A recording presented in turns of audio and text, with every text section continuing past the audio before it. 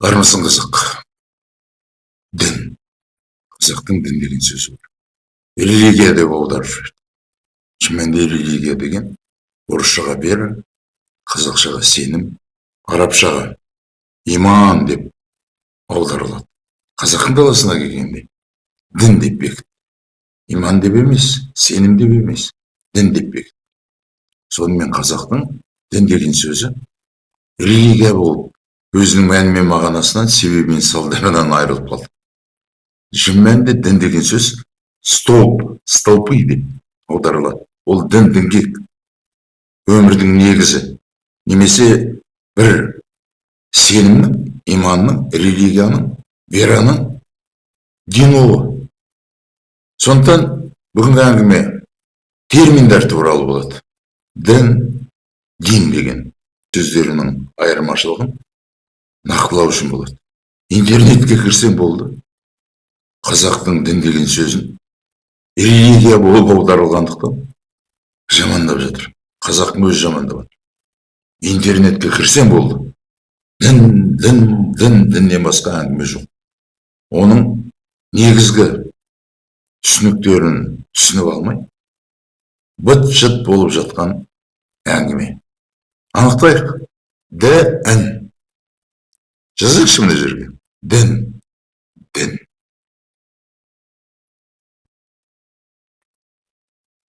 Тіліңді ұмытпа, діліңді ұмытпа, дініңді ұмытпа дейді.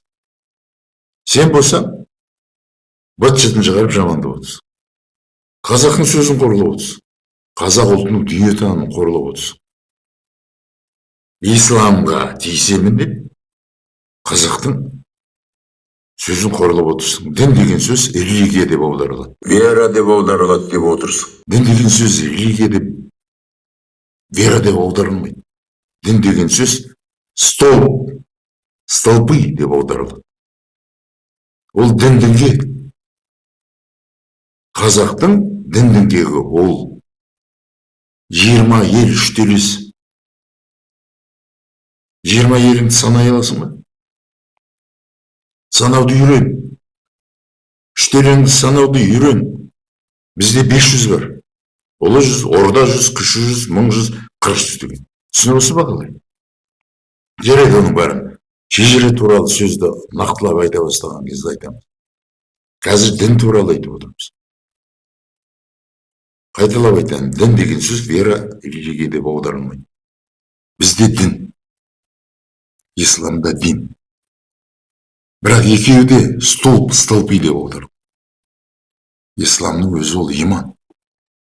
Қазақша сенім деп аударылады. Орысшаға вера деп аударылады. Демек, Тәңір сенімі, иман, ислам. Это религия. Біздің тәңірлік дін, исламда дин. Бірақ екеуі де столпы деп аударылады. Религия, вера деп аударылмайды. Түсінесіз ба қалай? Демек, біздің тәңірлік дін, ол религия, вера деп аударылмайды. Ол тек қана столп деп аударылады. Себебі біз осы жарық дүниені таңдағандармыз. Осы жерде өмір бар деп. Бұл мына жарық дүниені Тәңірлік Құдай керемет етіп жаратқан. Осы жерде адамды жаратқан. Адамға ұрпақ туу мүмкіндігін берген. Осы жерге жататыны, жарық дүниеге жататының барлығы адамға қажетті заттар. Адам тұрады. Адам баласының қажеттілігін қамтамасыз ететін дүниеден тұрады. Мейлі табиғаты болсын, мейлі жан-жануар болсын. Түсініп ба қалай? Демек, Тәңір дінінің ішінде сенім бар екен. Сондықтан қазақтың дүние танымында Тәңір дініне аруаққа сыйынады, табиғатқа табынады, күнге абынады, отқа тәует етеді. Қазақтың тәңірлік дүние танымында сенім бар екен. Сол жер мүмкін вера деп аударылады. Бірақ бақиға тартатын жол емес. Біздің сеніміміз осы жарық дүниеде қалу сенімі. Бірақ сол сенімнің негізін құратын адам болғандықтан, қазақ деген ұлт болғандықтан, оның тәңірлік дін діңгегі бар. Дін діңгегі, столпы бар екен. Ол не? Ол мынау. Үлкейтіп көрсетейін. Ол мынау. Көріп отырсыздар ма? Ол біздің 20 еліміз, 3 телеміз. Ол біздің дін діңгегіміз. 20 ел, 3 телеміз. Қаңлы Сергелі Жалайыр Сарүйсін Ысты Ошақты Дулат Албан Суан Шапырашты Арғын Тарақты Қыпшақ Қоңырат Уақ Керей Найман Әлімұлы Байыл Жидіру. Бұл елдер. Онан кейін телелер бар. Қареген төрелер. Бұл тұрған дін діңгегіміз түгелімен таңбаланып тасталған. Түгелімен таңбаланып тасталған. Түсініңіздер ме? Яғни бұның барлығы адам емес. Адамды жасайтын керемет Тәңір Құдайдың құдіретімен жасалған дүниелер. Мынаның бірде-бірі адам емес. Қазақ түсініп алып, таңбаланып тасталған. Химиялық элемент сияқты таңбаланып тасталған. Егер ақтың ішін, клетканың ішін үлкейтсең, соның ішінде жаңа таңбалар жүзіп жүр. Таңғалар осы. Прямо жүзіп жүр. Ақпараттасып ұрпақтан ұрпақ. Жөндеп қарасаң, ана ғылымның хлам деп отырған барлығын қазақ баяғыда таңбалап тастады. Қысқа ғана түсіндіріп жатырмын. Оны шежірені төне жетіп айтқан кезде түсіндіремін. Осы тұрған біздің тәңіріміз. Тәңіріміз. Қазақ деген сөз бен тәңір деген сөз біреу ақ. Бұл біздің дін діңгегіміз. Осы біздің дін діңгегіміз. Біздің тәңіріміз. Кейін ғылым келді. Ғылым жаңалыққа ашты. Біздің болмысымызда мына тұрған жан-жануардың, адамның, ана тұрған өсімдіктердің болмысын құрайтын белоктар әлемі бар екен. Жалпы саны жаңағы белоктың 200 екен. Соның 20-сы соның ішіндегі құрылымды құратын амин қышқылдарының 20-сы. Солға айналып тірелем жасайды. 20 амин қышқылы, Қазақта 20 ел. 20-да 20 тең. Соның үшеуі жаңағы өсіп бара жатқан, жасалып жатқан әлем тоқтады деген. 3 знак препинания, Қазақта 3 теле. 3-те 3. Яғни біздің дін діңгегіміз өмірде бар, өмірде жасап тұрған зат. Құр сөз емес. Құр сөз емес. Сен қалай дін діңгегіңді келекетесің? Исламға беріп қойдың, исламға бірдеңені айтамын десең, дінің деп соққылап атсың. Жаным-ау, 20 ел үштелен келекеті болсын. Қазақ деген ұлттың дін діңгегін келекеті болсын. Білместіктің арқасында. Бізде мынаның бір заңдылығын бүлдіретін болса, мыналар пайда болады. Қазір мына қойыншы. Мынандай бала көрін келе ма? Мынандай баланы көрін келе ма? Мынандай баланы көрін келе ма? Әлде мынандай баланы көрін келе ма? Мынаның бір шартын бүлдірсек, мына тұрған 20 ел үштеленің бір шартын бүлдірсек, өмірге қандай бала келетін білесің бе? Әлжуаз, шешім қабылдай білмейтін, миы қорытпайтын, әруағын көтере алмайтын, тіктей алмайтын, тексіз, қасиетсіз балалар өмірге келеді. Бұл біздің дін діңгегіміздің заңдылығын, шарттарын бұзған кезде пайда болады. Білместіктің арқасында. Бізді құртып атқан өзіміздің ақымақтығымыз. Еш нәрсені орнына қойып сөйлей алмайтындығымыз. Өзіміздің білімдар ұлт екендігімізден, өзегімізден айырылып қалғандығымыздың арқасында осындай дәрежеге жетіп отырмыз. Дін мен религияның ортасын ажырата алмай, дін мен вераның аражығын ажырата алмай отырғандықтан осылай болып тұр.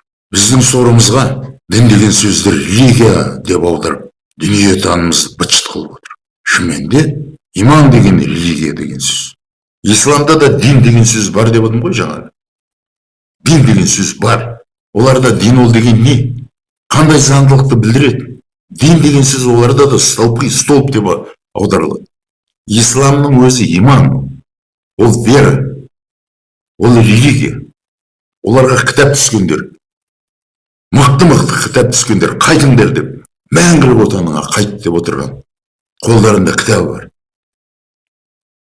Оның ішінде бірақ, жаңа Құранның ішінде қазіргі көшілетін столпы жоқ. Дин ол ғалымдар жасаған. Қолдарындағы отырған кітапта мына тұрған сөзді Раббы немесе Аллаға айтқан жоқ олар. міне столпы веры. Мына столпы деген сөзді шарттар деп аударады. Столпы жаңағы діндің кек шарттардан тұрады. Орындауға тиіс шарттардан тұрады. Діндің екі бар екен. Шарттары бар екен. Қараңыз. Мінекей. Столпы веры дейді. Сен мына жерге келген екенсің. Отаныңа қайтамын десең, Аллаға деген иманды үйру.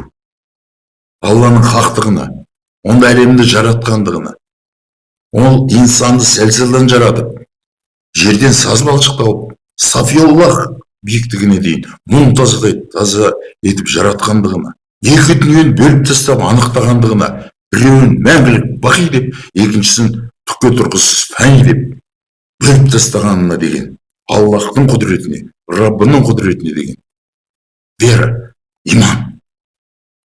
Екіншісі, малайкаларға иман келтіру.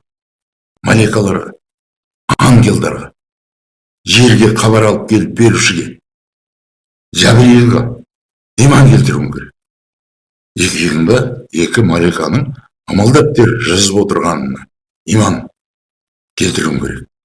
Көз сұрағын алатын малайкалардың бар екеніне иман келтіруім керек. Вера в книги дейді.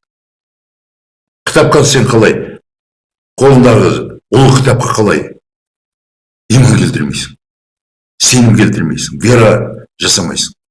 Оның ішіндегі әрбір аят Аллахтың уахиы, вера посланника. Жерге ас-сафирлардың келіп жатқан. Посланник, қазақша елші дегенде, олар ас-сафир. Түсінесің бе? Одан кейін судный день. Қиямет қайым. Хақтығына иман келтіруің керек. Ол жерде машқар күннің болатын, ол жерге сенің екі иығыңда отырған маликаның міндетті түрде баратын, амал дәптерін ашатын, сол жерде сенің болашақта қай жаққа кететінің анықталады. Міне, осындай 5 иман бар екен. Аллахқа, маликаларға, кітапқа, ас-сафирларға, қиямет қайымдағы машқар күніне. Бұл исламның дин ол. Дин. Столпы. Одан ары кетеміз. Келесі столпы. Иманыңды үйірдің. Енді өзің келесің.